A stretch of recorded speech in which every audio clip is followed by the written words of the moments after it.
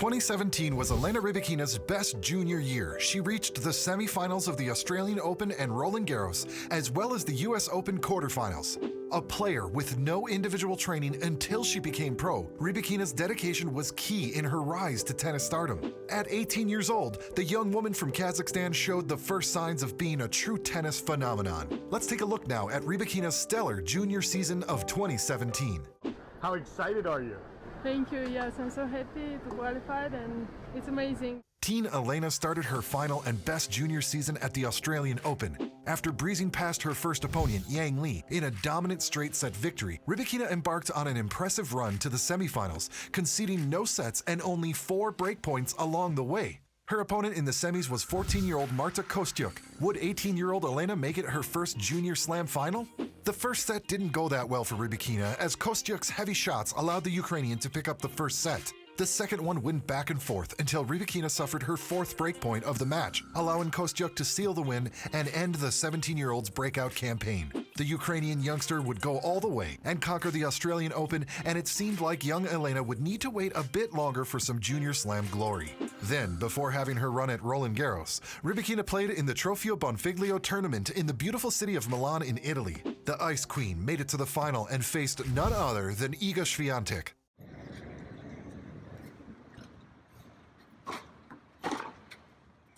The Pole dominantly took the first set in 29 minutes, but Rybakina managed to bounce back in the second one to even the match. Then came the decider, and the Russian-born player took control of the match by improving her first serve and her game on the baseline.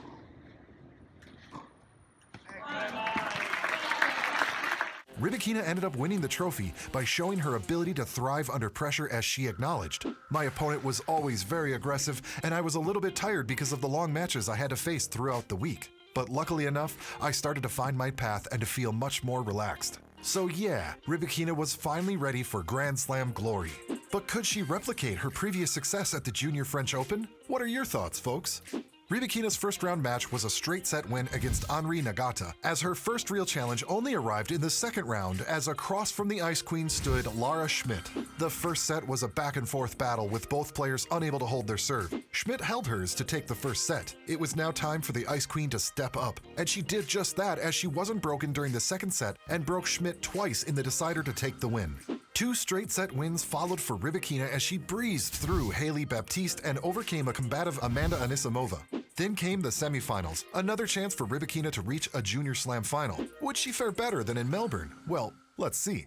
The opponent was the young American Whitney Ozigwe, who broke Rybakina in the first game of the match and took also the first set. The second one started well for Rybakina, as the Kazakh player scored a breakpoint and got a 3-0 lead in the set. However, she then lost 5 games in a row, going from a 4-1 lead in the set to a 4-6 disadvantage as Whitney Ozigwe moved on to the final. Tough luck for teen Elena. Throughout the season, Rybakina showcased impressive skills, hinting at an almost inevitable slam victory in 2017. But that didn't happen at Wimbledon, as Rybakina lost in the first round of the Grand Slam against Ellie Douglas at 4-6, 6-3, and 3-6. The now 18-year-old got a bit further in the doubles tournament as she paired with Amina Anshba and reached the round of 32, where they lost to Maria Jose Ramirez and Sofia Sewing. It's so hard to get in here, isn't it? Yes. But time would give the Ice Queen a chance at redemption at the US Open. Her first round opponent? Ellie Douglas, who was playing in front of her home crowd.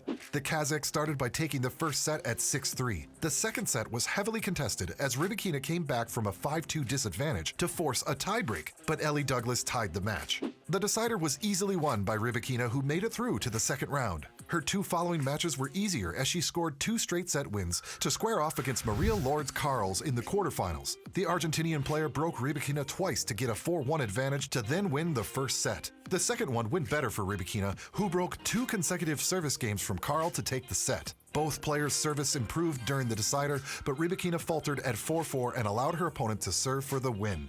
Rybakina didn't win any junior Grand Slam, but she proved herself a tennis prodigy, finishing 2017 as a World Junior number 3. That's quite an achievement, wouldn't you agree?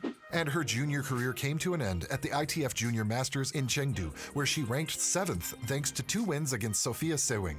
But the hype towards Rybakina wasn't only due to her in-court prowess, but also because of her humble beginnings. Rybakina had no individual training until she was a junior, instead of practicing in a group of about 8 players up until age 15 and a group of 4 through age 18, an environment that the Kazakh herself deemed as not so professional.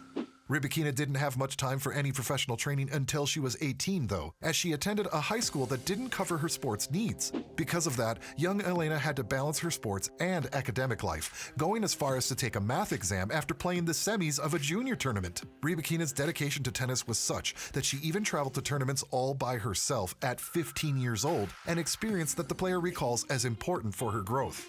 But how did it all begin?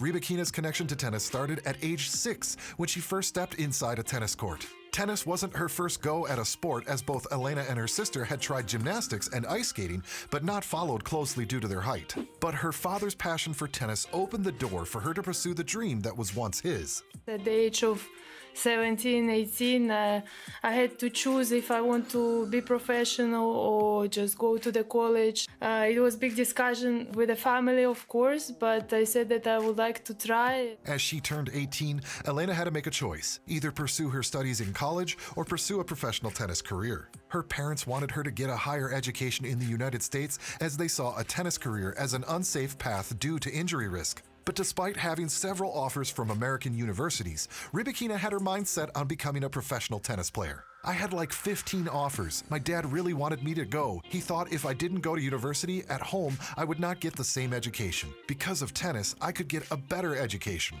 But he saw the results and he loves tennis, so he said okay. Rybakina also got the support of the Kazakhstan Tennis Federation, as she then changed her citizenship to represent the country. Rybakina's best junior year was 2017, but she was making waves way before that. The Kazakhs' first ITF tournament took place in November 2013, in which she lost in the first round of the Green Cup in Russia. In March 2014, Rybakina conquered her first ITF trophy as she won the Almatyevsk Cup after making it from the qualifying.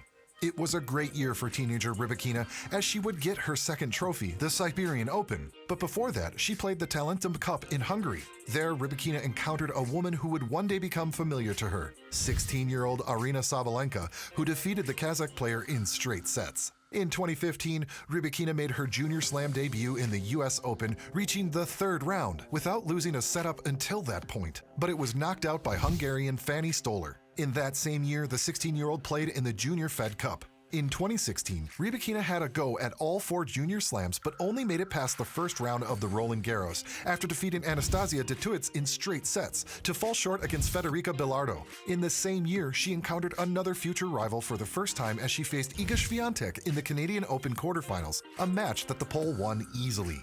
So folks, 2017 was Elena Rybakina's best junior season, with a surprising run at the Australian Open and the Roland Garros. In the end, we can say that Elena's story is one of dedication and passion for tennis, as without these, the Ice Queen would have probably remained uncrowned.